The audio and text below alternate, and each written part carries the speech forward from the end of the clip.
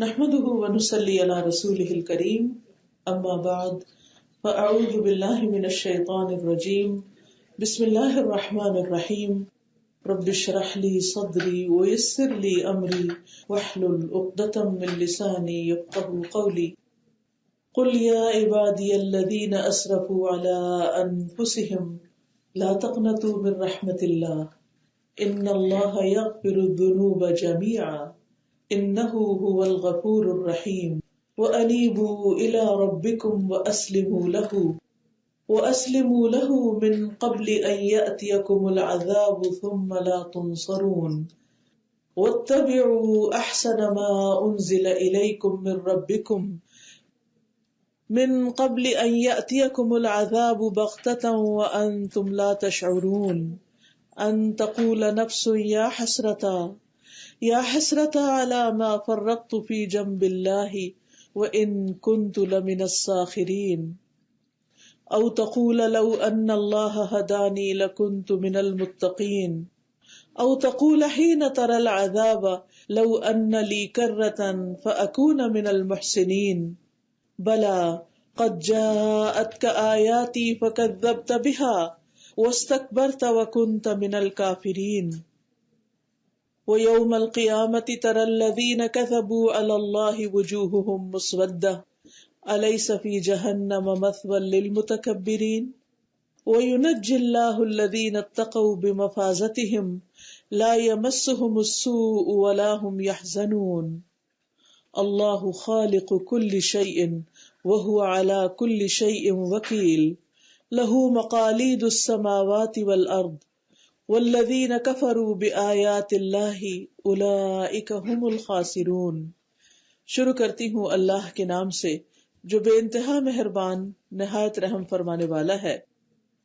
کہہ دیجئے اے میرے بندو جنہوں نے اپنی جانوں پر ظلم کیا ہے تم اللہ کی رحمت سے مایوس نہ ہو، بلا شبہ اللہ تعالیٰ سارے گناہ معاف فرما دیتا ہے، بے شک وہ بہت بخشنے والا بہت زیادہ رحم فرمانے والا ہے۔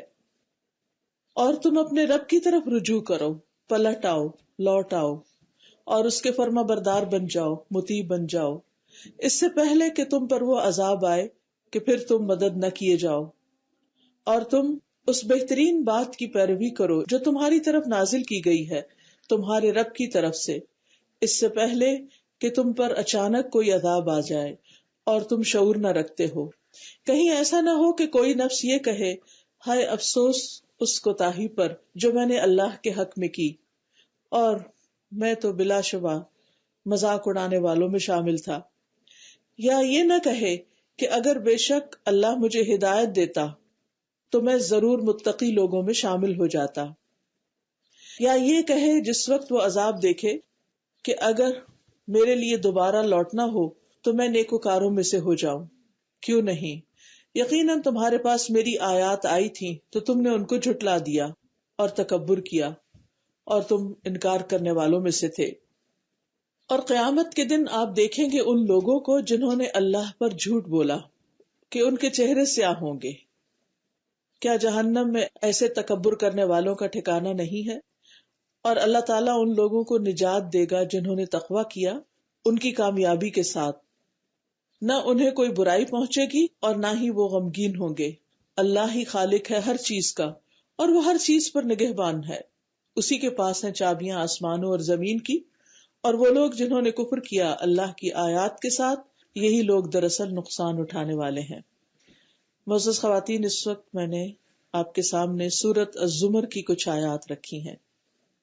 اللہ سبحانہ وتعالی نبی صلی اللہ علیہ وسلم کو فرما رہے ہیں قل، آپ کہہ دیجئے، آپ بتا دیجئے۔ اور نبی صلی اللہ علیہ وسلم کے بعد یہ ہر اس شخص کے لیے حکم ہے جو دوسروں کو اللہ کا پیغام پہنچائے کہ وہ لوگوں تک یہ بات پہنچا دے، لوگوں کو اس بات کی خبر دے دے۔ کس بات کی؟ کہ اللہ سبحانہ وتعالی ان لوگوں کو جو اس کی نافرمانی کرتے ہیں یا حد سے بڑھ جاتے ہیں، گناہوں کا ارتکاب کرتے ہیں، وہ غلط کام کرنے کے بعد پریشان نہ ہو، مایوس نہ ہو، کیونکہ اللہ تعالیٰ کا فضل و کرم بہت وسیع ہے۔ اللہ کی رحمت بہت عام ہے. جو شخص اس کی طرف رجوع کرتا ہے، پلٹ آتا ہے، تو اللہ سبحانہ وتعالیٰ اس کو معاف کر دیتا ہے. لیکن یہ پلٹنا اس وقت ہو جب پلٹنے کا ٹائم ہے. اگر وہ وقت گزر گیا جس میں توبہ قبول ہوتی ہے تو اس کے بعد پھر چانس ختم ہو جائے گا. ہم دیکھتے ہیں کہ اللہ سبحانہ وتعالیٰ نے آدم علیہ السلام کو پیدا کیا، ان کو اپنے ہاتھ سے بنایا. کچھ چیزیں اللہ تعالیٰ نے اپنے ہاتھ سے بنائی، جن میں سے ایک آدم علیہ السلام. تورات اپنے ہاتھ سے لکھی، جنت عدن اللہ تعالیٰ نے اپنے ہاتھ سے بنائی. اور یہ بہت بڑا اعزاز ہے انسان کے لیے، انسان کی بہت بڑی شان ہے، کیونکہ اللہ سبحانہ وتعالیٰ تو کسی بھی چیز کو کن کہہ کے پیدا کر سکتا ہے، اس کو تو صرف حکم دینا ہے. لیکن جس چیز کے بارے میں یہ فرمایا کہ اس کو میں نے اپنے ہاتھ سے بنایا اور پھر اپنی روح سے پھونکا اس میں، پھر فرشتوں سے سجدہ کروایا، پھر اس کو جنت میں بھیجا، جنت کا ٹھکانہ دیا، پھر آدم علیہ السلام کو ان کے کمپینین حضرت حوا دی. تو یہ ساری نعمتیں اللہ سبحانہ وتعالیٰ نے آدم علیہ السلام پہ کی، لیکن ساتھ ہی ان کو ایک ٹیسٹ میں بھی ڈالا، ایک امتحان میں ڈالا. اور وہ امتحان کیا تھا کہ ایک خاص درخت کا پھل نہیں کھانا. ساتھ ہی ان کے وہ دشمن جو آدم علیہ السلام سے حسد کر رہا تھا، یعنی جس نے انکار کیا تھا آدم علیہ السلام کو سجدہ کرنے سے، یعنی ابلیس، اس کو بھی ساتھ بھیج دیا. اور وہ دشمن ہی دراصل انسان کے لیے ایک امتحان کا ذریعہ تھا. اب یہ ہوا کہ اس دشمن نے مسلسل کوشش کر کے بار بار وسوسے ڈال کر آدم علیہ السلام کو اللہ تعالیٰ کی نافرمانی پر آمادہ کر لیا، اور ساری جنت چھوڑ کر وہ بھی اس درخت کا پھل کھانے لگے، یا پھل کھا لیا انہوں نے جس سے اللہ تعالیٰ نے روکا تھا. اس کے بعد اللہ سبحانہ تعالیٰ نے ان سے جنت کا لباس اتروا دیا، یعنی لے لیا واپس. اب آدم علیہ السلام کو بہت پریشانی ہوئی، کیونکہ ان کا ارادہ نہیں تھا اس کا پھل کھانے کا، کیونکہ اللہ تعالیٰ نے منع کیا تھا، تو وہ یہ چاہتے نہیں تھے، لیکن ان سے بھول ہو گئی. اور بغیر ارادے کے بھول سے اگر کوئی شخص غلطی کر لیتا ہے تو اللہ سبحانہ تعالیٰ اس کو معاف کر دیتے ہیں. تو اس ندامت اور شرمندگی کی وجہ سے انہوں نے اللہ سبحانہ تعالیٰ سے جو توبہ کرنے کے کلمات سیکھے، ربنا ظلمنا انفسنا وان لم تغفر لنا وترحمنا لنکونن من الخاسرین، جب انہوں نے اللہ تعالیٰ کی طرف رجوع کیا، پلٹے، تو اللہ تعالیٰ نے ان کی توبہ قبول کر لی، اور اس کے بعد انہیں دنیا میں اتار دیا گیا. اور پھر ساتھ ہی نصیحت کر دی، فَإِمَّا يَأْتِيَنَّكُم مِّنِّي هُدًى فَمَن تَبِعَ هُدَايَ فَلَا خَوْفٌ عَلَيْهِمْ وَلَا هُمْ يَحْزَنُونَ، کہ اگر میری طرف سے تمہارے پاس کوئی ہدایت آئے تو جو میری ہدایت کی پیروی کرے گا اس کے لیے نہ کوئی خوف ہوگا نہ کوئی غم ہوگا. لیکن اس کے ساتھ یہ بھی بتایا کہ قَالَ اهْبِطَا مِنْهَا، کہ اس جنت سے اب دونوں اترو، یعنی آدم بھی اور ابلیس بھی. اور پھر بَعْضُكُمْ لِبَعْضٍ عَدُوٌّ، تم میں سے بعض کے دشمن، یعنی ابلیس تمہارا دشمن ہے. تو دنیا میں انسان کے ساتھ اس کا دشمن ہر وقت موجود ہے. اللہ سبحانہ تعالیٰ نے انسانوں کی ہدایت کے لیے پیغمبر بھیجے، رسول اللہ صلی اللہ علیہ وسلم کو بھیجا، کتاب بھیجی. آپ صلی اللہ علیہ وسلم نے تمام چیزوں پر جو انسانوں کو کرنی چاہیے، جو بھی عبادت کے طور طریقے ہیں، وہ سارے کے سارے سکھا دیے. لیکن ہم دیکھتے ہیں کہ سب کچھ جاننے کے باوجود، سب کچھ معلوم ہونے کے باوجود ہم سے بھول ہو جاتی ہے، غفلت ہو جاتی ہے، سستی ہو جاتی ہے، کبھی کوئی مجبوری ہوتی ہے، تو ہم اللہ سبحانہ تعالیٰ کی عبادت کا حق ادا نہیں کر پاتے، جس کا ہم میں سے ہر ایک کو کسی نہ کسی درجے پر ضرور گلٹ رہتا ہے. مثلاً ایک شخص نماز نہیں پڑھتا تو اس کے دل میں یہ ضرور چبھن ہوتی ہے کہ میں کیوں نہیں پڑھ رہا، مجھے پڑھنی چاہیے. یا پڑھتا ہے تو لیٹ پڑھتا ہے تو اس کو تکلیف ہوتی ہے کہ میں کیوں لیٹ پڑھتا ہوں، مجھے وقت پر پڑھنی چاہیے. جو وقت پر پڑھتا ہے ہو سکتا ہے اس کو اس بات کا گلٹ ہو کہ میں پوری خشوع اور توجہ کے ساتھ کیوں نہیں پڑھتا، مجھے اچھی طرح نماز پڑھنی چاہیے. تو ہر شخص جو کسی بھی درجے پر ہے وہ اپنے اندر ہمیشہ یہ احساس رکھتا ہے کہ ابھی بھی میرے اندر کمی ہے، کوتاہی ہے. اور خاص طور پر انسان جتنا جتنا اللہ تعالیٰ کو پہچانتا جاتا ہے، اس کا مقام، اس کا مرتبہ، اس کی قدرت، اس کی قوت، اس کے مرتبے کی عظمت اور بلندی جتنا بھی انسان کو محسوس ہونے لگتی ہے، اتنا ہی اس کو ساتھ شدت سے یہ احساس ہوتا ہے کہ جو اللہ کا حق ہے وہ میں دے نہیں پا رہا، مجھے کچھ اور بھی کرنا چاہیے، کچھ اور بھی کرنا چاہیے. تو اسی لیے آپ نے دیکھا ہوگا کہ بعض اوقات آپ نمازیں بھی پوری کر لیتے ہیں، زکوٰۃ بھی دے رہے ہیں، صدقہ خیرات بھی دے رہے ہیں، حج عمرہ بھی کیا ہوا ہے، رشتہ داروں کو بھی خیال رکھتے ہیں، لیکن پھر آپ کے اندر ایک کسک ہوتی ہے کہ اچھا میں بھی کچھ اور کروں. اور جتنی زیادہ اللہ سے محبت ہوتی ہے اتنی زیادہ یہ کسک اور بڑھ جاتی ہے کہ ابھی مجھے کچھ اور بھی کرنا چاہیے، ابھی کافی نہیں. بالکل ایسے ہی کہ جس انسان سے آپ کو محبت ہوتی ہے اس کے لیے آپ کچھ بھی کر لیں تو آپ کو یوں لگتا ہے کہ نہیں ابھی حق ادا نہیں ہو، ابھی کچھ اور بھی کرنا چاہیے. تو جب اللہ سے بندے کو محبت ہوتی ہے تو اس وقت بھی اس کی کیفیت یہی ہوتی ہے. لیکن اس ساری چیز کے باوجود انسان سے غلطیاں بھی ہو جاتی ہیں. جہاں وہ نیکی کی طرف دوڑنا چاہتا ہے وہاں اس سے کچھ نہ کچھ کوتاہیاں بھی ہو جاتی ہیں.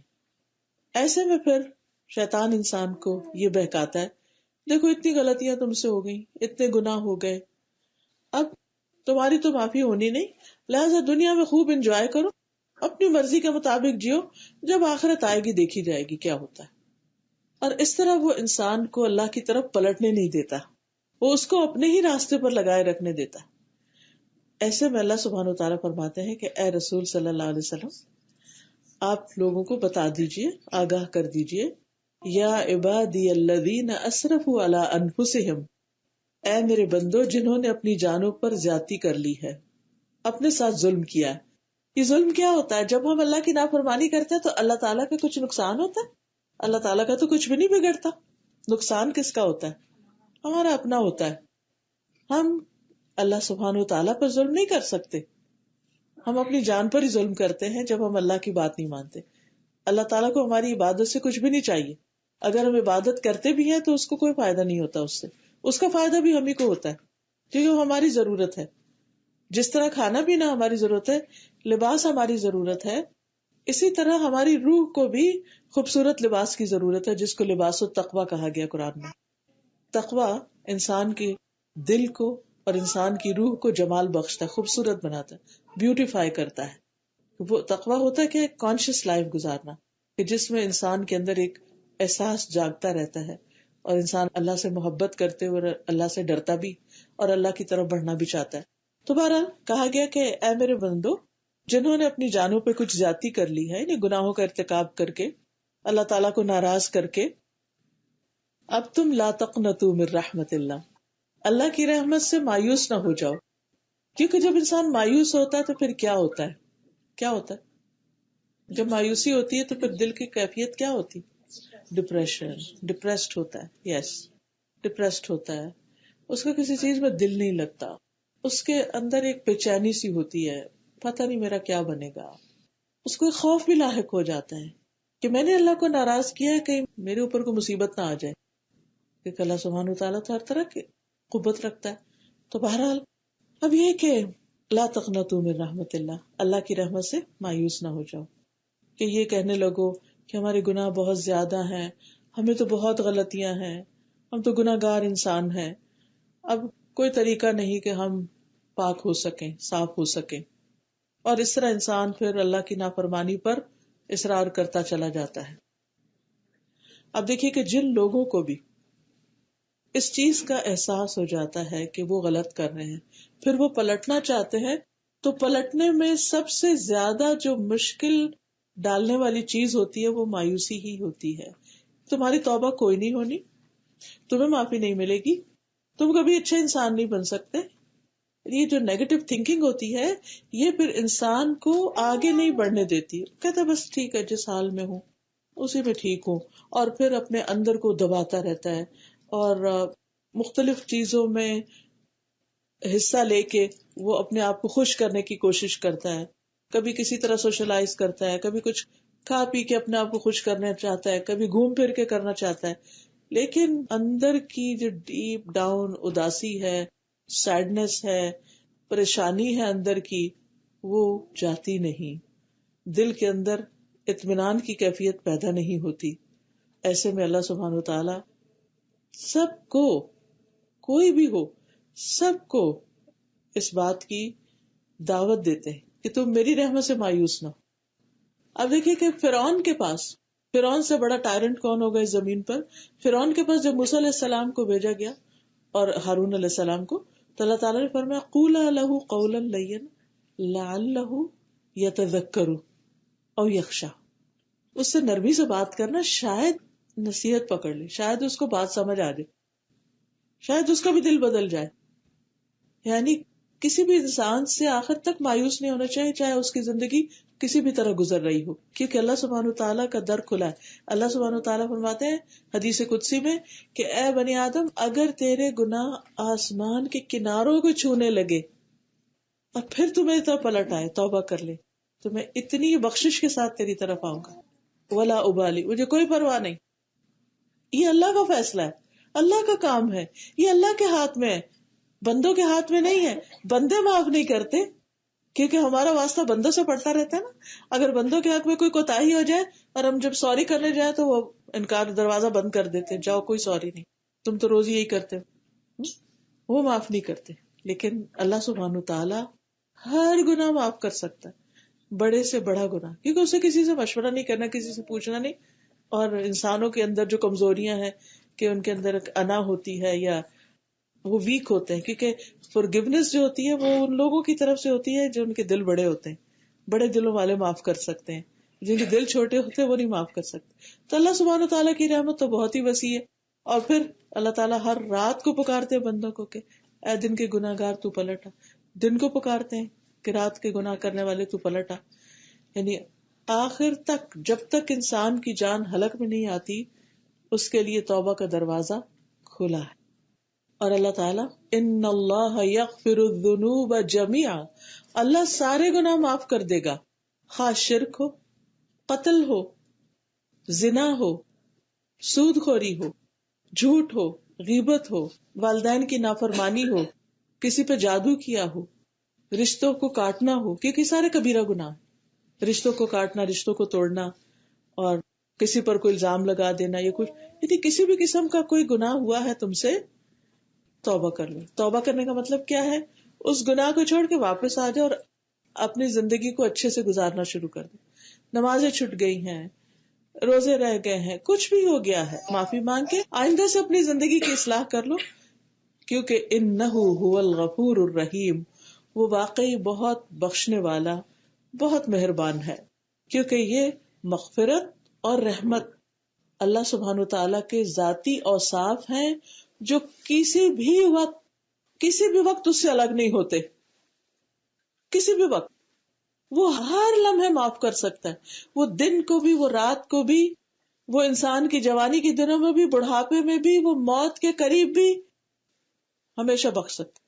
اور اسی طرح اس کی رحمت بھی اس کی ذاتی صفت ہے اور وہ اپنی رحمت کر سکتا ہے تم پر. اس لیے اللہ سبحانہ تعالیٰ سے کبھی بھی مایوس نہ ہو، کیونکہ اس کی رحمت ہے جس کی وجہ سے کائنات میں انسان اور چرند پرند سب جی رہے ہیں، ہمیں زندگی ملی ہوئی ہے.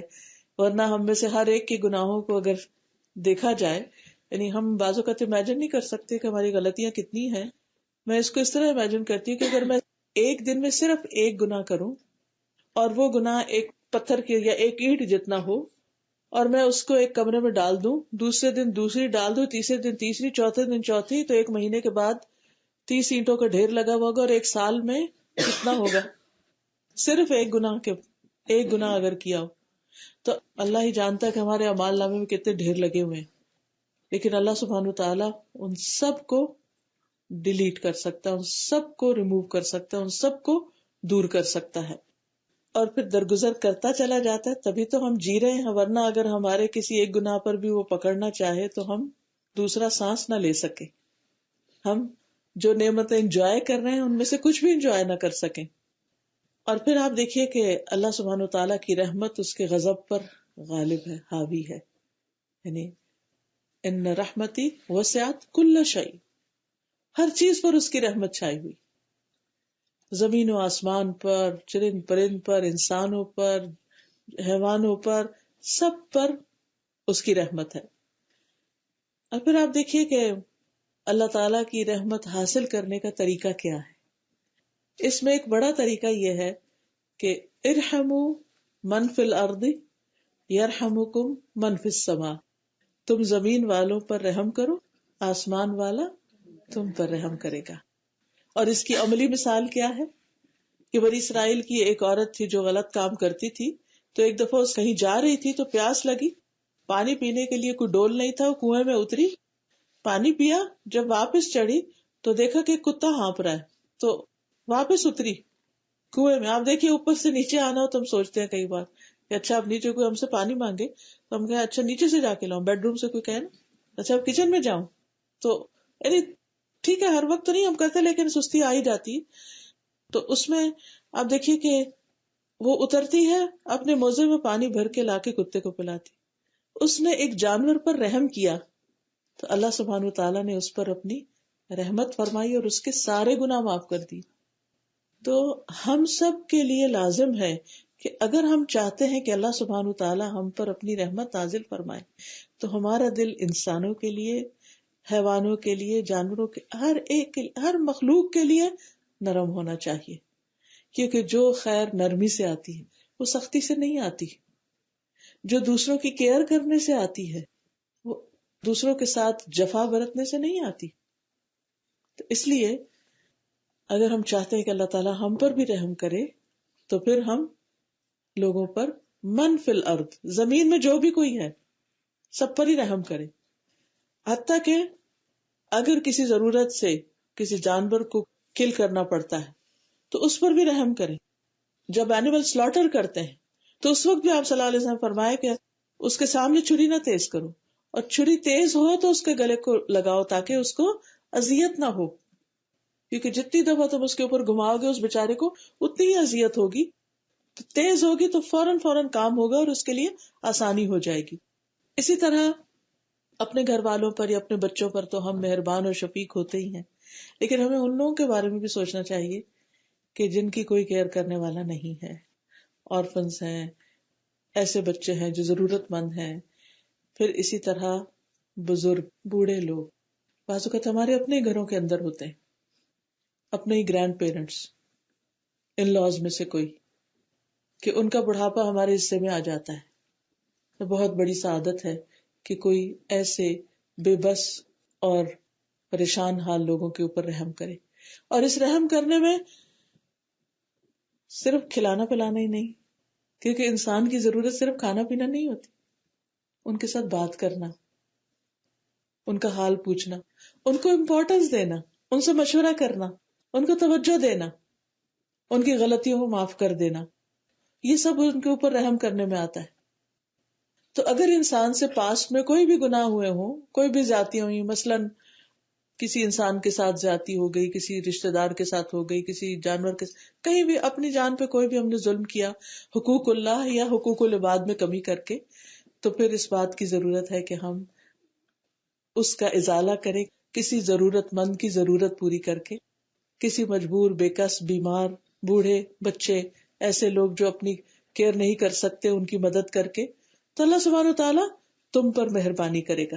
اور یہ گناہوں سے معافی مانگنے کا بہترین طریقہ ہے زبان سے بھی انسان مانگے اور پھر دوسروں کی خدمت میں لگ جائے، کیونکہ اس سے انسان کو اندر سے جو خوشی نصیب ہوتی ہے کہ میں اس کے لیے کر رہا ہوں جو میرے لیے کچھ نہیں کر سکتا. کیونکہ بعض اوقات یہ ہوتا ہے نا کہ ہم کسی اپنے برابر والے کے ساتھ کچھ کرتے ہیں تو وہ جب ہمیں مشکل ہوتی ہے وہ ہمارے لیے دوڑا ہوا آتا ہے، لیکن جب ایسے لوگوں کی ہم خدمت یا مدد کرتے ہیں یا بے زبان جانوروں کے لیے کچھ کھانے پینے کا انتظام یا کچھ بھی، تو آپ دیکھیے کہ بنی اسرائیل کی ایک عورت جو تھی وہ ایک بلی کے اوپر اس نے رحم نہیں کیا تھا، اس کو باندھ دیا تھا اور کھانے کو نہیں چھوڑا تھا اور نہ خود کھانا دیا اور وہ مر گئی. تو وہ بلی کے مرنے کی وجہ سے اس کے لیے آگ کی خبر دی گئی کہ جانور کے ساتھ ظلم کیا. تو ظلم چاہے کسی انسان کے ساتھ ہو یا کسی حیوان کے ساتھ ہو، ظلم ہی ہے. اگر کبھی انسان سے یا گھر والوں میں سے کسی کے ساتھ کوئی ایسا ہیپن ہو چکا ہے نا، بعض اوقات بچے ہوتے ہیں کیئرلیس ہوتے ہیں، پیٹس رکھ لیتے ہیں پھر ان کو توجہ نہیں دیتے، یا ان کے ساتھ کوئی کمی بیشی ہو جاتی، یا کوئی بھی اس قسم کا کوئی ایکٹ جو آپ کو پاسٹ میں آپ کو ہانٹ کرتا ہو کہ فلاں وقت میں میں نے یہ غلط کام کر لیا تھا، ان سب کا طریقہ کیا ہے کہ ایک تو زبان سے توبہ استغفار کر لی جائے اور اس کے ساتھ ساتھ اللہ سبحانہ تعالیٰ کی رحمت حاصل کرنے کے لیے بندوں کے ساتھ رحم کر دیا جائے. اور پھر یہ بھی دعا کیجئے کہ اللہ تعالیٰ جس کسی نے آج تک مجھ پہ کوئی زیادتی کی ہے میں نے ان سب کو معاف کیا، آپ مجھے معاف کر دیں. یعنی جو انسانوں کو معاف کر دیتا ہے اللہ سبحانہ و تعالیٰ اس کو معاف فرما دیتے ہیں. پھر اسی طرح یہ ہے کہ انسان کی جو عاجزی ہے وہ اللہ تعالیٰ کو بہت پسند ہے. انسان ہمبل ہو اللہ کے سامنے بھی اور بندوں کے سامنے بھی. تکبر ابلیس کی صفت ہے. تکبر اللہ سبحانہ و تعالیٰ کو پسند نہیں. تو جو تکبر کرنے والے ہیں وہ اللہ کی رحمت سے دور ہو جاتے ہیں. اور پھر یہ کہ توبہ کرنے میں دیر نہ کرے انسان، جلدی واپس لوٹے. وَأَنِيبُوا إِلَىٰ رَبِّكُمْ، اپنے رب کی طرف پلٹ آؤ، واپس آ جاؤ، رب سے دور نہیں جاؤ، رب کو نہیں بھولو، رب کو یاد رکھو. اور پھر خصوصاً دل کے ساتھ لوٹو، کیونکہ بعض اوقات ہم زبان سے کہتے بھی رہتے ہیں مگر ہمارا دل نہیں اس دعا میں شامل ہوتا. تو دل کب شامل ہوتا ہے؟ جب اللہ تعالیٰ سے باتیں کرتے ہیں اپنی زبان میں اور اپنے دل کا حال سناتے ہیں.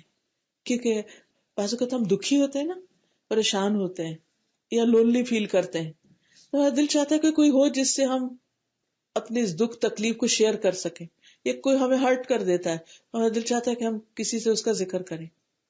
اور سم ٹائم کوئی بھی نہیں ہوتا، بچے سب جاب پہ ہیں، اپنے گھروں میں ہیں، کوئی کہیں، کوئی کس کو فون کرے، کس کو کال کرے، کس کے پاس جائے، کوئی بھی نہیں ہے.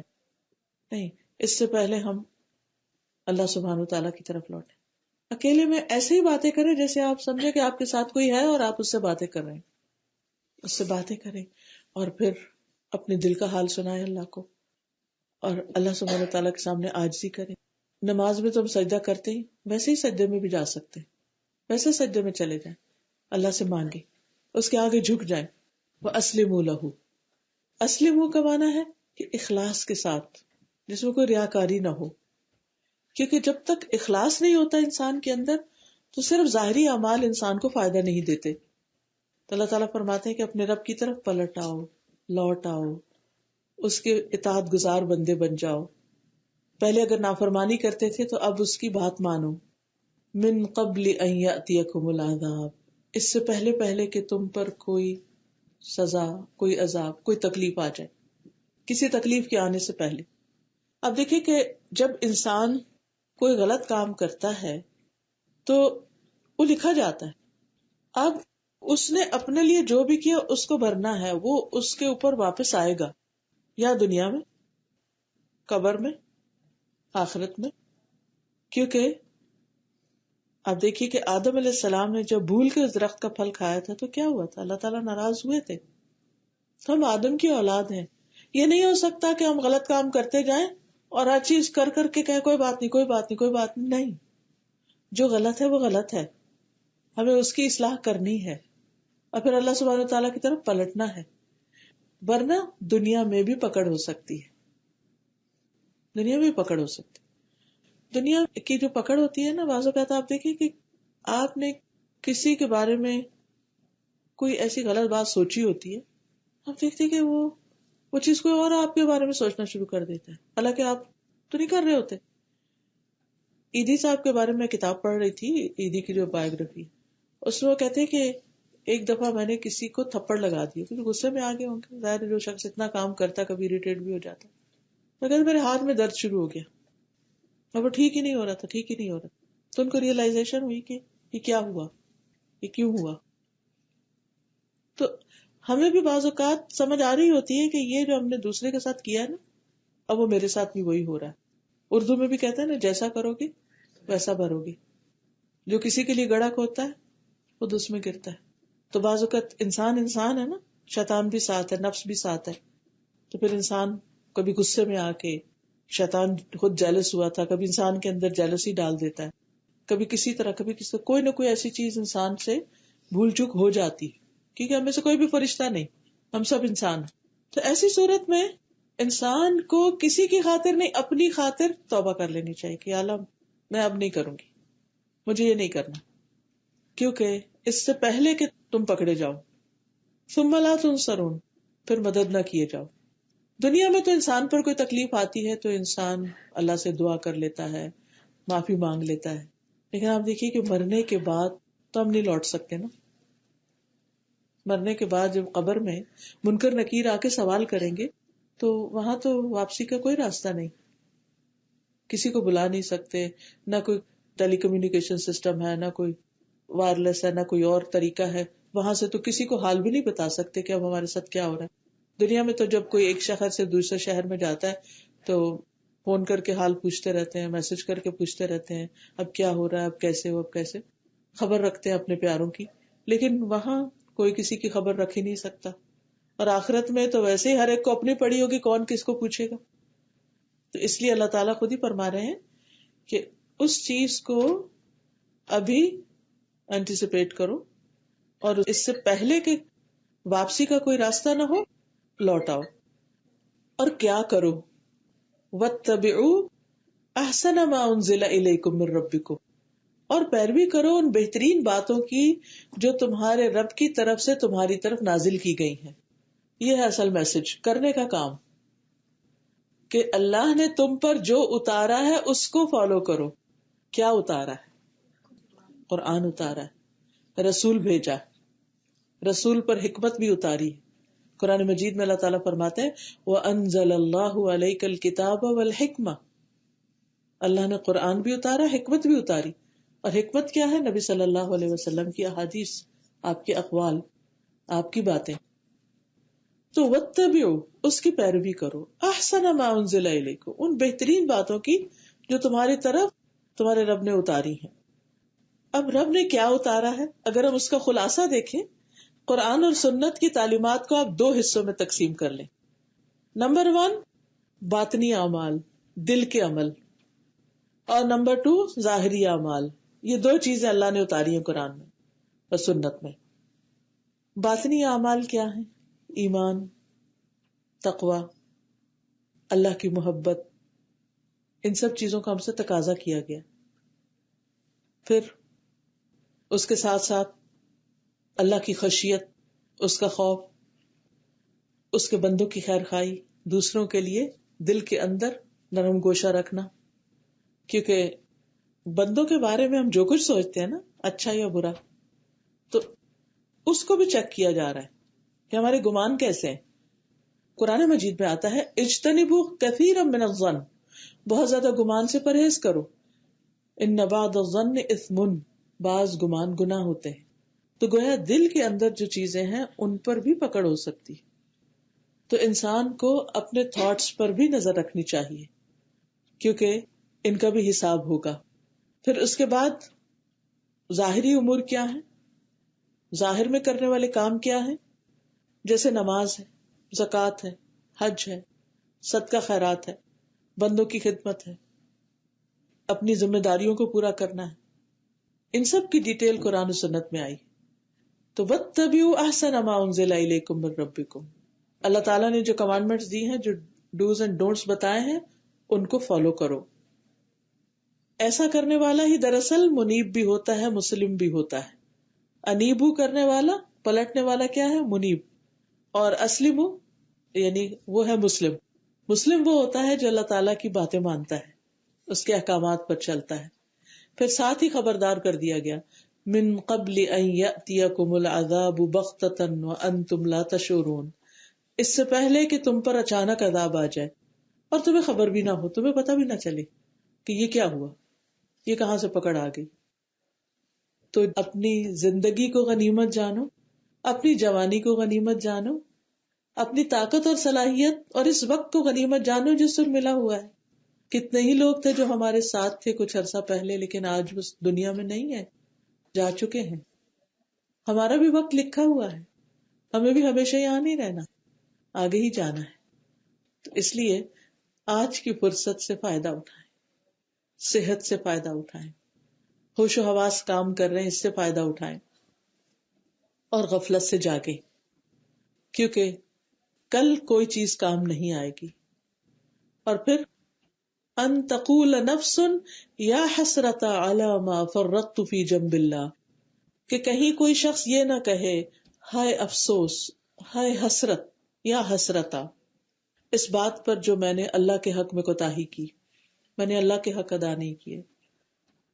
پھر کل کو تمہیں ریگریٹس نہ ہو کہ میں نے نماز کیوں نہیں پڑھی تھی، میں نے وقت پر کیوں نہیں پڑھی تھی، میں نے دل لگا کر کیوں نہیں پڑھی، ٹھہر ٹھہر کے کیوں نہیں پڑھی. جیسے پڑھنے کا حکم تھا ویسے کیوں نہیں پڑھی؟ اور پھر وَإِن كُنتُ لَمِنَ السَّاخِرِينَ، میں تو بلکہ مذاق اڑانے والوں میں شامل تھا. آج آپ دیکھیے کہ افسوس کے ساتھ یہ کہنا پڑتا ہے کہ خود مسلمان بعض اوقات اپنے ہی ریچولز کا مذاق اڑا رہے ہوتے ہیں. نماز کے اوپر لطیفے بنے ہوئے ہیں، جنت دوزخ کے بارے میں ایسی باتیں ہوتی ہیں، اس پر بھی انسان ریگریٹ کرے گا. تو اس لیے پہلے سے ہی خبردار کر دیا گیا. اللہ تعالیٰ کو پتا تھا نا کہ انسانوں کو جو میں آزادی دوں گا تو پھر یہ اس کے ساتھ کیا کیا کریں گے. وہ اپنے ہی دین کا مذاق اڑائیں گے یا اسی کے خلاف بات کریں گے. او تقول لو ان اللہ ہدانی لکنت من المتقین، یا یوں کہے کہ اگر اللہ مجھے ہدایت دیتا تو میں پرہیزگار بن جاتا، میں بھی متقی بن جاتا. لیکن حسرت میں اگر کی بجائے کاش بھی ہوتا ہے. کاش مجھے ہدایت مل جاتی، کاش مجھے کوئی بتا دیتا، کاش مجھے کوئی یاد کرا دیتا تو میں بھی نیک بن جاتا. کیونکہ ہر انسان کے اندر نیکی کرنے کی صلاحیت ہے، پوٹینشل ہے. ہم میں سے کوئی شخص ایسا نہیں کہ جو نیکی نہ کر سکتا. خیر سب کے اندر ہوتی، بس یہ ہے کہ اس خیر کو باہر نکلنے کے لیے کیا چاہیے ہوتا ہے؟ دو چیزیں، ریمائنڈر اور ماحول، انوائرمنٹ. جیسے ایک بیج آپ ڈال دیتے ہیں زمین میں تو اس کے اندر پورا درخت بننے کا پوٹینشل ہوتا ہے جو پھول پھل لا سکتا ہے. لیکن اس کے لیے کیا ضروری ہے؟ کلائمیٹ ٹھیک ہو، اس کا انوائرمنٹ ٹھیک ہو، وہ رائٹ پلیس پر وہ بیج ڈلا ہوا ہو، اور پھر اس کی باہر سے بھی خبر گیری کی جائے، پانی وانی اوپر سے دیا جاتا رہے. تو ہمیں بھی اوپر سے ریمائنڈرز قرآن و سنت کے ملتے رہنے چاہیے، یاد دہانی ہوتی رہنی چاہیے، اور پھر ایسا ماحول بھی ہمارے پاس ہونا چاہیے کہ جس میں ہم گرو کر سکیں. کیونکہ بعض اوقات جب ہر چیز ہمارے اپوزٹ جاتی ہے نا، ہم کچھ کرنا چاہتے ہیں تو ہمیں ہر چیز پہ روک دیا جاتا ہے، یہ نہیں ہو سکتا، ایسا نہیں ہو سکتا، یہ نہیں ہو سکتا، یہ نہیں. پھر انسان کہتا ہے کہ میں نہیں کچھ کر سکتا. یا پھر یہ کہ آپ کے آس پاس اتنی ٹیمپٹیشنز ہیں دنیا میں کھونے کی کہ آپ کو آخرت یاد ہی نہیں آتی. آپ اتنی دنیا کی ایسی رونق میں ہیں، ایسے لوگوں کے بیچ میں ہیں، دن رات آپ کو ایسا ماحول ملا ہوا ہے کہ آپ آخرت کے بارے میں کبھی سوچتے ہی نہیں.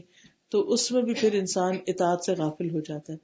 اب دیکھیے کہ اکیلے جب ہم ہوتے ہیں نا پھر بھی وقت پہ نماز پڑھی جاتی. جب لوگ آ جاتے ہیں، ماحول بدل جاتا ہے، تو پھر ہم کیا کرتے ہیں؟ ہم سب جانتے ہیں کہ پھر ہم کہتے ہیں اچھا ابھی کرتے ہیں، لیٹ کر دیتے ہیں.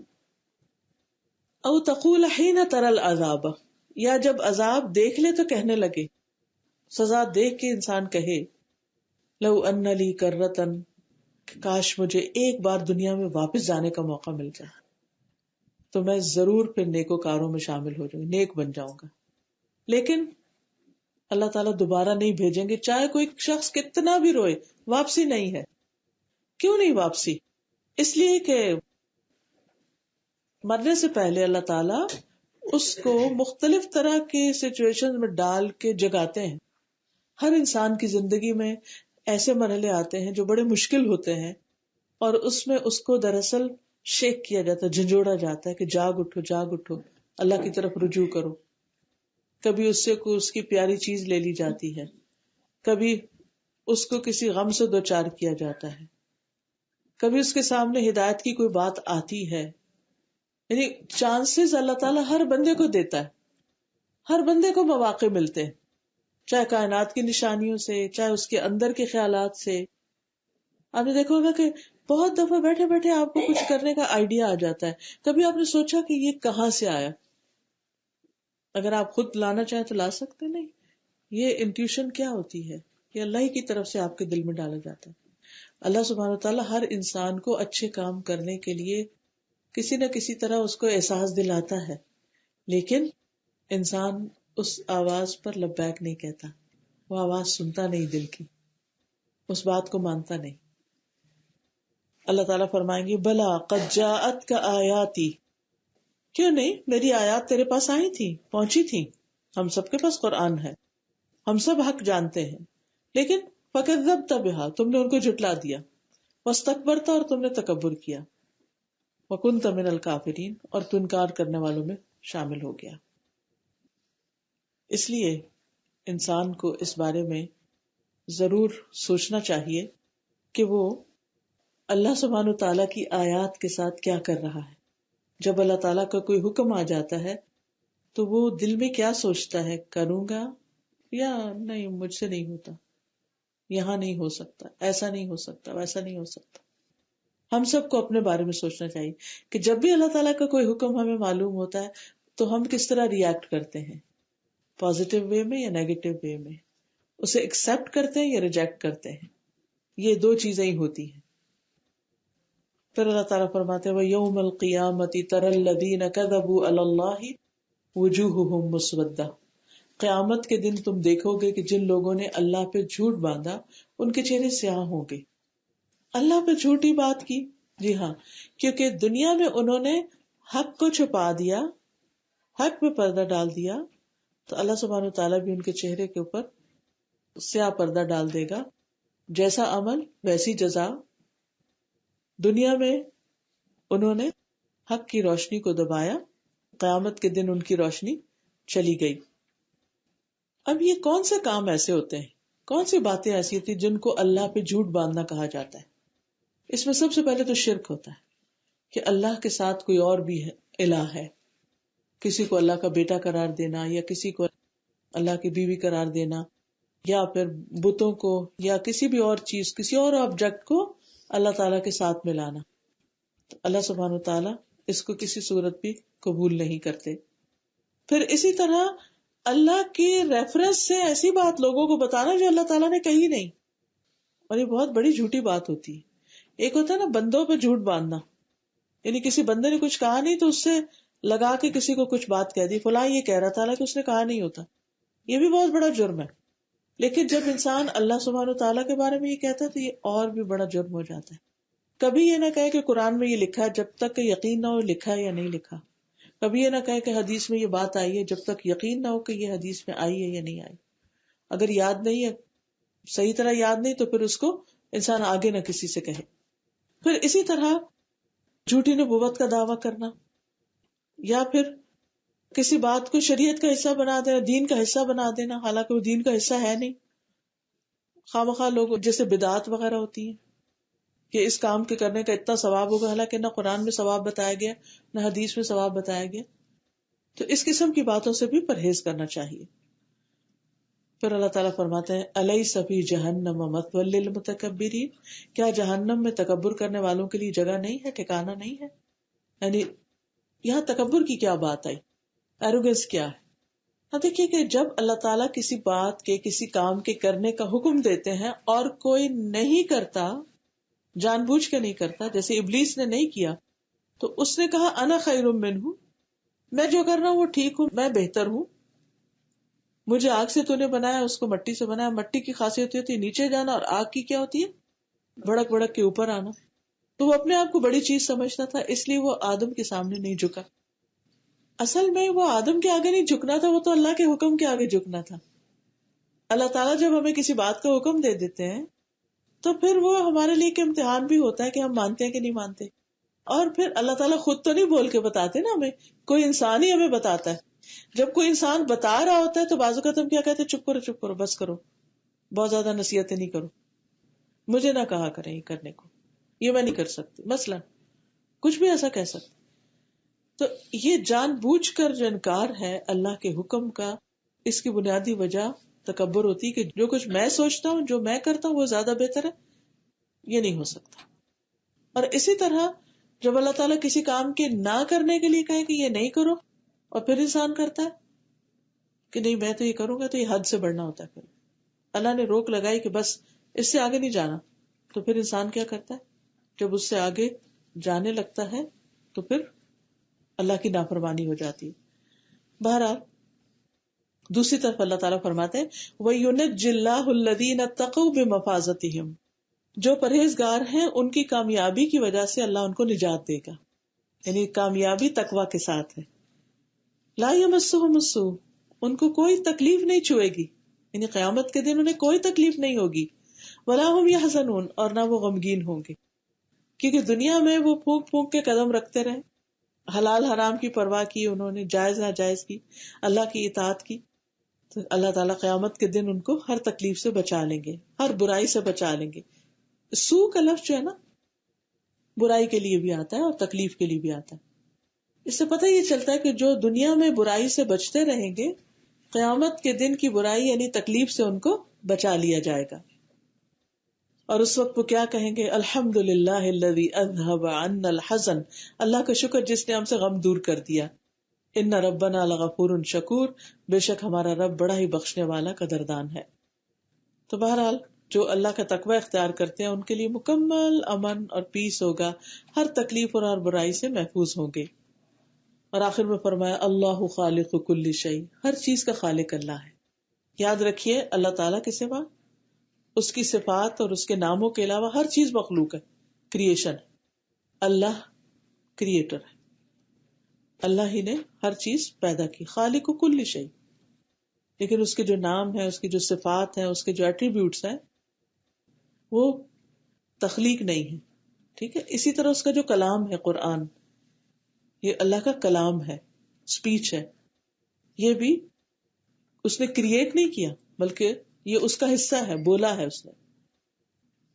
تو اللہ خالق کل شیء وہو علی کل شیء وکیل، اور وہ ہر چیز پر نگران ہے، ہر چیز کی نگرانی کر رہا ہے، ہر چیز کو دیکھ رہا ہے.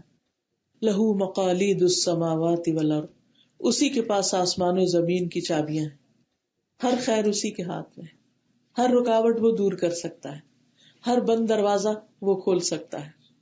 لہذا جہاں مشکل آئے، جہاں رکاوٹ آئے، اس سے مانگو، اس کی طرف رجوع کرو، وہ مدد کرنے والا ہے.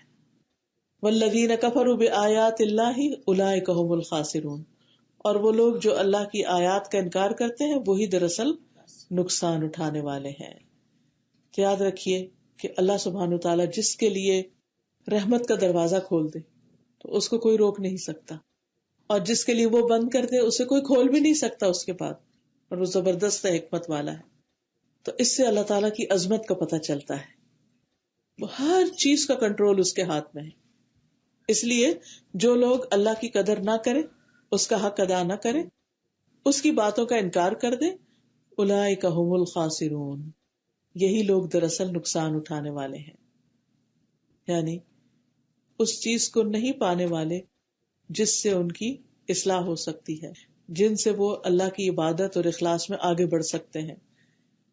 کیونکہ جو لوگ اللہ کی آیات کو مان لیتے ہیں پھر وہ اللہ کی عبادت میں مصروف ہو جاتے ہیں، اللہ کے ذکر میں مصروف ہو جاتے ہیں، اور اس وقت تک وہ اللہ کے راستے پر چلتے رہتے ہیں جب تک کہ اللہ سبحانہ وتعالیٰ کی رضا حاصل نہ کر لیں. تو یہ تھی سورۃ الزمر کی کچھ آیات جن کا مختصر خلاصہ آپ کے سامنے میں نے بیان کیا ہے. اب اس کے بعد اس سے متعلق اگر کچھ کوشچنز ہوں یا کچھ اور چیز آپ ڈسکس کرنا چاہیں تو موسٹ ویلکم. اب آپ کے بولنے کی باری ہے کہ ماشاءاللہ اتنا کوزی ماحول ہے، نیند بھی آ رہی ہوگی کیونکہ مجھے خود آنے لگ گئی. جی آپ کچھ. کبھی کبھی ایسا وقت آتا ہے کہ آپ دین سے بہت زیادہ قریب ہو جاتے ہیں، ویری کلوز اوور پورے سال میں، پھر ایسے کچھ مہینے آ جاتے ہیں آپ کا دل نہیں لگ رہا ہوتا یا نماز میں آپ کانسنٹریٹ نہیں کر، مطلب ایٹ لیسٹ فار می یہ آتے ہیں فیزز کہ کچھ اسپیشلی جیسے رمضان ہے، یہ پوری طرح آپ کی توجہ وہاں پر ہے.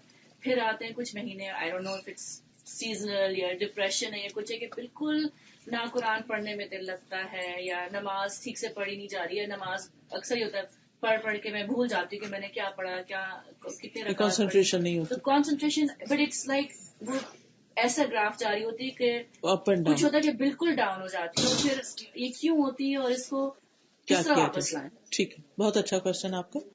ان کا سوال یہ ہے کہ انسان کی زندگی میں کچھ وقت ایسے ہوتے ہیں جس میں اس کا دل بہت دین کی طرف ہوتا ہے، اللہ کی طرف ہوتا ہے، عبادت میں دل بھی لگتا ہے، شوق سے بھاگ بھاگ کے کرتے ہیں اور بہت کچھ کرتے بھی ہیں. پھر ایسا وقت آ جاتا ہے کہ پھر دل کی حالت بدل جاتی ہے.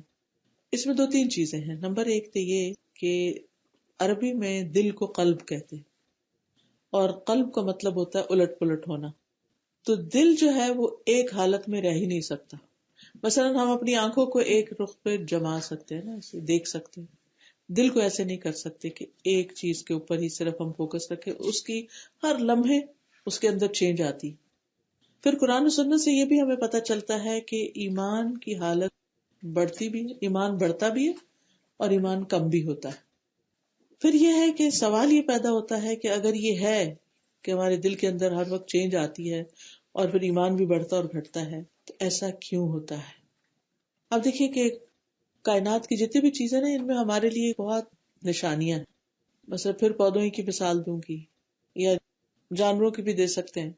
اب دیکھیے کہ آج کل آپ کے یہاں فال چل رہی ہے، کچھ عرصے کے بعد ونٹر جب زیادہ ہوگا تو درختوں پہ پتے نظر ہی نہیں آئیں گے، ٹھنڈا موسم ہو گیا. پھر اس کے بعد موسم بدلے گا، پھر بہار آئے گی، گرمیاں آئیں گی، ہر چیز ہری بھری ہو جائے گی. تو ایک ہی درخت ہوتا ہے، ایک ہی زمین ہے، ایک ہی جگہ ہے، چینج کیوں آیا؟ درختوں پہ چینج کیوں آیا؟ ریزن کیا ہے؟ وجہ کیا ہے؟ ویدر، موسم بدل گیا. ہمارے بھی جب موسم بدلتے ہیں نا ہمارے آس پاس کے، تو اس کا بھی ہم پر اثر پڑتا ہے. ایک تو فزیکل موسم ہے نا، جو ویدر ہے، جس طرح سردی گرمی کا بھی چینج آتی ہے، اس سے بھی انسان کی حالت پر اثر پڑتا ہے. دن اور رات میں بھی فرق پڑتا ہے. جب آپ صبح کے وقت اٹھتے ہیں تو آپ کی حالت اور اچھی ہوتی ہے، جب رات عشاء ہو جاتی ہے تو آپ کے لیے مشکل ہو جاتی ہے، تھک جاتے ہیں، کنسنٹریشن کا لیول کم ہو جاتا ہے. تو کچھ وجوہات تو نیچرل ہوتی ہیں اپ اینڈ ڈاؤن ہونے کی.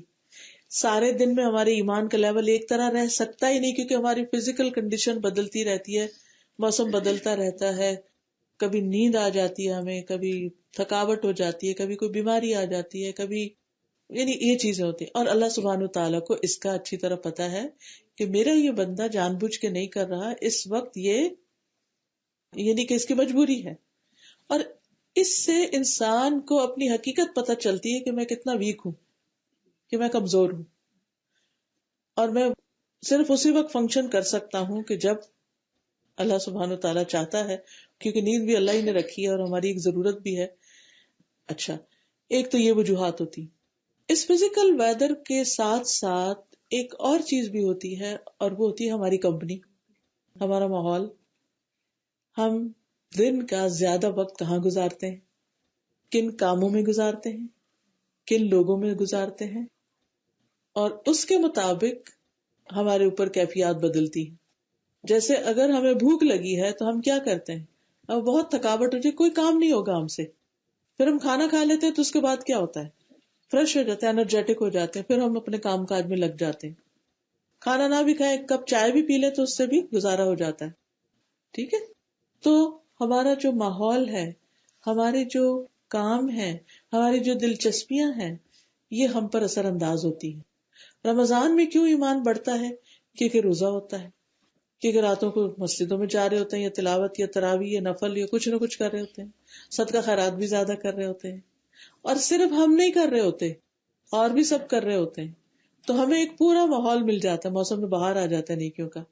عام دنوں میں جب ہم روزہ رکھتے ہیں تو ہم اچھا فیل کرتے ہیں، لیکن اتنا نہیں جتنا رمضان کے روزے سے، کیونکہ رمضان میں سب رکھ رہے ہوتے ہیں، اور عام دنوں میں ہم اکیلے ہوتے ہیں تو وہ ذرا مشکل ہوتا ہے، اگرچہ اس سے بھی ایمان بڑھتا ہے. اسی طرح آپ نے دیکھا ہوگا کہ جب سب کے ساتھ مل کے آپ کسی مسجد میں چلے جائیں نماز پڑھے تو نماز ہلکی ہو جاتی ہے، چھوٹی لگتی ہے، لیکن وہی نماز جب آپ گھر میں پڑھتے ہیں تو اتنی تلاوت بھلا کریں آپ، مشکل لگتی ہے. ٹھیک ہے نا. تو اس لیے بہت ضروری ہے کہ ہم ایسی مجلسوں میں جاتے رہیں جہاں ہمارا ایمان بڑھے، ایسے کام خود بھی کرتے رہیں جس سے ہمارا ایمان بڑھے، جیسے لوگوں کی خدمت یا اور اسی طرح کے کام، ضرورت مندوں اور لوگوں کی تکلیفیں وغیرہ دور کرنا. پھر اسی طرح ایسے دوست، ایسی کمپنی جو ہمیں ریمائنڈر دیتے رہیں، اب یہ کرنا ہے، اب یہ کرنا ہے، اب یہ کرنا ہے. ٹھیک ہے نا.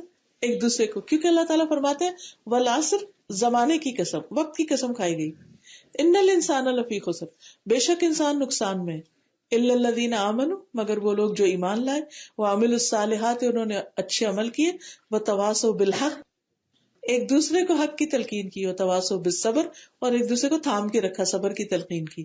جب یہ چیز انسان کرتا ہے تو اس سے پھر انسان خیر کی طرف بڑھتا رہتا ہے.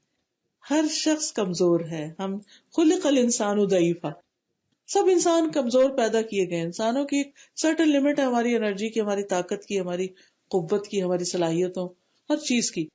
اس سے آگے ہم نہیں فنکشن کر سکتے. لیکن ہمیں کن چیزوں سے انرجی ملتی، ہم سب کو واچ کرنا چاہیے. کیا کام کر کے میرا ایمان بڑھا، کیا کام کر کے کم ہو گیا. تو اپنے اوپر اگر آپ چیک رکھیں گے، جیسے اگر کسی کو اللہ نہ کرے بلڈ پریشر ہو جائے تو وہ جب بی پی شوٹ کرتا ہے تو آپ چیک نہیں کرتے کیا کیا تھا کہ یہ ہوا، کس چیز نے بڑھایا، اور کیا کیا تو کم ہوا. تو پھر نیکسٹ ٹائم آپ کیئر کرتے ہیں کہ مجھے یہ کرنا اور یہ نہیں کرنا. ایسے دین کے معاملے میں بھی اپنی کیئر کریں، یہ کرنا یہ نہیں کرنا. ان کاموں سے بچنا ہے جو ایمان گھٹاتے ہیں اور وہ کرنے ہیں جو ایمان بڑھاتے ہیں. تو انشاءاللہ اس سے آپ کو فائدہ رہے گا. جی. اور مجھے پوچھنا ہے کہ جیسے یوتھ یہاں کی ہوتی ہے، جب آپ ان کو کوئی چیز ایکسپلین کرنا چاہیں نا تو کچھ بچوں میں ایک نظر آتا ہے، ایک بلاک ہے، سوال ہوتے ہیں ان کے، جب تک ان کو وہ جواب نہیں ملتے تو وہ ایکسیپٹ کرنے کے لیے ریڈی ہی نہیں ہوتے.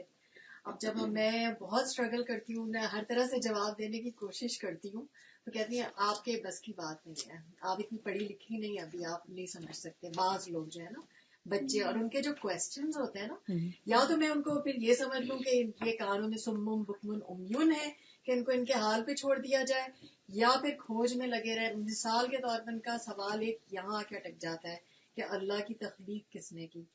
اب بتائیں، اب اس کے لیے میں کس طریقے سے ان کو کیا جواب دینا چاہیے؟ میں تو مسلسل بس انہیں آپ کہیں کہ اگر ہم یہ بتا دیں نا آپ کو کہ فلاں نے اللہ کی تخلیق کی، تو پھر آپ اگلا سوال کیا کریں گے؟ ٹھیک ہے. پھر اس کے بعد ہم کہہ دیں فلاں نے کی، پھر کیا کہیں گے؟ تو کہیں جا کر تو ہم کو رکنا ہے نا. ٹھیک ہے نا. تو یہ سوچنے کی بجائے اور یہ پوچھنے کی بجائے یہ دیکھیں کہ اس نے کیا کیا بنایا ہے اور کیا یہ کوئی اور بنا سکتا ہے. ایک سیل کو ہم ایکٹیویٹ نہیں کر سکتے، یعنی کہ جس کا ہم مجموعہ ہے ہمارا جسم، یہ سارے سیلز اکٹھے کر کے ہم کچھ بنا نہیں سکتے. تو جو کچھ اس نے بنایا ہے اس میں غور کرو، اللہ کی ذات میں غور نہیں کرو. تو ڈائریکشن چینج کرنے کی ضرورت ہے. ان کے سوال سے میں ایک سوال کرنا چاہتی ہوں، کیونکہ یہاں کا جو ماحول ہے جی. اور یہاں کا جو کریکولم ہے اس میں اسپیس پڑھایا جاتا ہے، اسٹرانومی پڑھائی جاتی ہے، بگ بینگ تھیوری پڑھائی جاتی ہے، جس میں کہ گیسز سے مادہ کریٹ ہوا اور پھر اس کے بعد کس طرح وہ پروسیس فیوژن کا وہ چلتا رہا، اور پھر اس کے ساتھ ساتھ ایوولوشن بھی پڑھائی جاتی ہے، جس کے لیے اور ہر سائنس کے سبجیکٹ میں ایویڈنس، ہر چیز کا سپورٹنگ ایویڈنس دیا جاتا ہے. بچے اس ماحول میں وہ سب پڑھ کے، ہم تو اس ماحول میں نہیں، ہم نے پڑھا نہیں، اس میں پلے بڑھے، تو ہمارا تو ایک بیسک ایمان ہے اور جس کی طرف ہم راغب ہیں اور اس کو ہر چیز کو سارٹ آف بائی پاس کرتے جاتے ہیں کہ نہیں چلیں یہ ہے. لیکن ایک دین کو اور ان سائنسز کو کس طرح جوڑا جا سکتا ہے، یا کس طرح کنونس بچوں کو کیا جا سکتا ہے کہ ہاں یہ چلو اگر یہ سائنس ہے یہ ہے، لیکن دین یہ ہمیں بتاتا ہے، اور اس کا کہاں میل ہو سکتا ہے. جی. اس میں بہترین حال تو یہی ہے کہ جتنا ہم دنیا کے علوم پڑھ رہے ہیں اس کے ساتھ اتنا نہ بھی صحیح، اس سے آدھا، اس سے چوتھا حصہ کچھ نہ کچھ قرآن پر بھی غور کیا جائے. کیونکہ اللہ سبحانہ و تعالیٰ نے ہمیں ایسے نہیں چھوڑ دیا کہ وہ ہمیں ان سوالوں کے جواب نہ دے. لیکن مشکل یہ ہے کہ ہماری ساری طاقت، صلاحیت، دن کا بڑا وقت، زندگی کا ایک بڑا وقت ان چیزوں کے پروف لینے میں تو گزر جاتا ہے جو انسانوں کی ذہن کی اختراع ہیں. لیکن اللہ سبحانہ و تعالیٰ نے وحی کے ذریعے ہمیں جو دلائل فراہم کیے ہیں ان کو ہم ساتھ نہیں پڑھتے، جس کے نتیجے میں بہت ایک خلا آ جاتا ہے، گیپ آ جاتا ہے. تو ہمیں وہ باتیں تو سمجھ میں آتی ہیں، یہ باتیں پھر سمجھ میں نہیں آتی. اب اس کے لیے کون ان کو بتانے والا ہو، سکھانے والا ہو، پوری طرح اس کی ڈیپتھ میں جا کے ان کو ان کے لیول پر ان کی سوچ کے مطابق بتانے والا ہو. ایسے لوگوں کی واقعی کمی ہے مسلمان معاشرے کے اندر کہ جو ان کی سوچ کے مطابق ان کو جواب دے سکیں انہی کی زبان میں اور انہی کی ٹرمینالوجی میں. لیکن اب کسی کو تو کرنا ہوگا، زیادہ نہیں تو کم از کم ہم یہ تو کر سکتے ہیں نا، جو قرآن جب کھلتا ہے تو ساتھ ہی بات آتی ہے ذالک الکتاب لا ریب فیہ، یہ کتاب جس میں کوئی شک نہیں، ھدی للمتقین الذین یؤمنون بالغیب، جو غیب پر ایمان لاتے ہیں. تو اللہ سبحانہ تعالیٰ نظر نہیں آتا، اس نے چیزوں کو کیسے کریٹ کیا ہمیں ابھی نہیں نظر آ رہا. کل قیامت کے دن تو پوچھا جا سکتا ہے وہی کیسے اتری ہمیں نظر نہیں آتی. لیکن قرآن موجود ہے، 1400 سال سے کوئی تبدیلی نہیں ہوئی، ایک میریکل موجود ہے. آخرت، ہر چیز کا ایک اینڈ ہوتا ہے، ہر چیز کا کچھ فائدہ یا نقصان ہوتا ہے. عقلی دلائل سے بھی ان چیزوں کو ثابت کیا جا سکتا ہے. لیکن سب سے بڑی بات جو ایمان ہوتا ہے نا، ایمان، اور وہ پھر غیب پر ایمان، وہ تو غیب پر ایک دفعہ ایمان رکھ کر پھر ان چیزوں کو پڑھا جائے گا تو زیادہ بہتر سمجھ میں آئے گی. اور بس چھوٹی سی ایک بات ہے، بہت ہی سادہ سی ذہن سے سمجھنے والی، کہ کسی بھی چیز کے بارے میں، مثلا یہ کمپیوٹر ہی ہے، اس کے بارے میں اگر ہم صرف سارے پروسیسز جانیں اور یہ نہ جانے کہ بنایا کس نے یا بنانے والا بھی کوئی ہے، تو کوئی کہے گی تو خود ہی بن گیا. ساری چیزیں یعنی کہ کچھ سیکوینس کے ساتھ اکٹھی ہوتی گئی اور پھر اسٹیج یا شکل اختیار کر لی اور انسان اب اسے استعمال کر رہا ہے. تو ایسے ہی ہمارا جسم بھی مختلف چیزوں کا مجموعہ اکٹھا ہوتا گیا، پھر اس کے بعد اب انسان یہ سب کچھ آپریٹ کر رہا ہے، کام کر رہا ہے. تو بس وہ ایمان لانے اور نہ لانے میں ایک چھوٹی سی لائن ہوتی ہے. اگر انسان ادھر ہو جائے تو بہت کچھ سمجھ آ سکتا ہے، اور اگر ادھر ہو جائے تو بلاک آ جاتا ہے.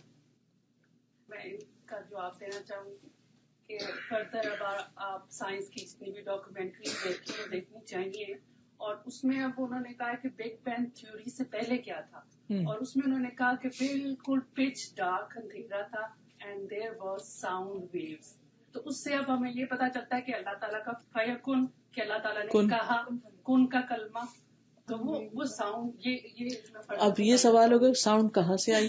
نہیں، ویسے میں کہہ رہی ہوں کہ ہم اگر ہم مسلم ریلیٹ کر سکتے ہیں. جی بالکل، آپ کی بات میں سمجھ رہی ہوں، بہت ویلڈ پوائنٹ آپ کا، کہ اب یہ ان کو سوچنا چاہیے وہ کہتے ہیں کہ وہ ویوز کہاں سے، وہ وہاں تک ہیں اٹکے ہوئے، لیکن اس سے بھی پیچھے وہ ویوز تک پہنچ، بس اللہ تک پہنچ جائے نا، سارے مسئلے حل ہو جائیں گے کہ وہ ہے.